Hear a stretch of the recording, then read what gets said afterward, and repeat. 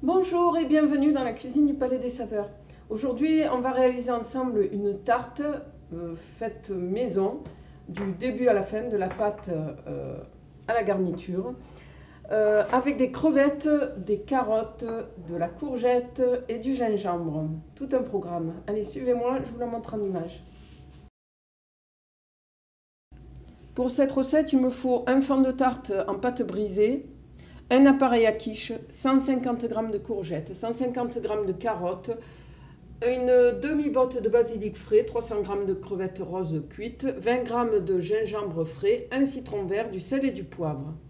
Alors, j'ai réalisé une pâte brisée avec 200 g de farine, 45, une pincée de sel, 90 g de beurre froid, un œuf entier, 20 ml d'eau très fraîche. Et voilà, j'ai aplati cette pâte entre deux feuilles de papier sulfurisé. Et je vais maintenant garnir mon moule. Donc un cercle de 20 cm de diamètre et de 3 cm de hauteur.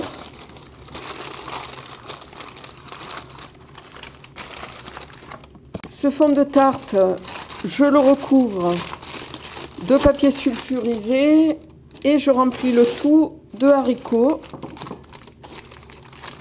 et je le fais pré-cuire à 160 degrés pendant 30 minutes. Alors pendant que ma pâte est en train de cuire, je râpe les légumes, carottes et courgettes dans un saladier.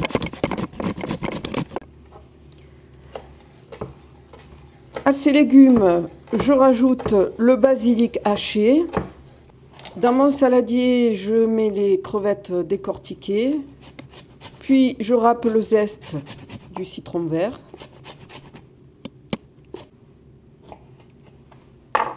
Je rajoute 2 cuillères à soupe de jus de citron vert. J'épluche mon gingembre avec le bout de la cuillère. Puis je le râpe au-dessus de mes crevettes. Il ne me reste plus qu'à assaisonner, sel, poivre. Dans un autre saladier, je prépare l'appareil, c'est-à-dire je mélange 3 œufs, 300 ml de lait, 100 ml de crème fraîche, du sel et du poivre. Alors la pâte étant pré-cuite, je retire maintenant les haricots. Je répartis sur le fond toute ma garniture.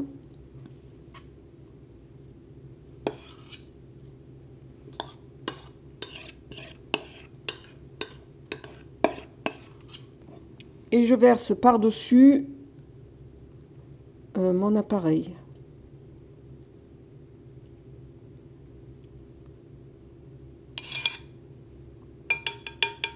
Jusqu'à ce qu'il soit au ras de mon moule. J'enfourne maintenant de nouveau pour 30 minutes, toujours chaleur tournante, toujours 160 degrés. Il ne reste plus qu'à partager cette bonne tarte avec vos invités et à la savourer avec volupté.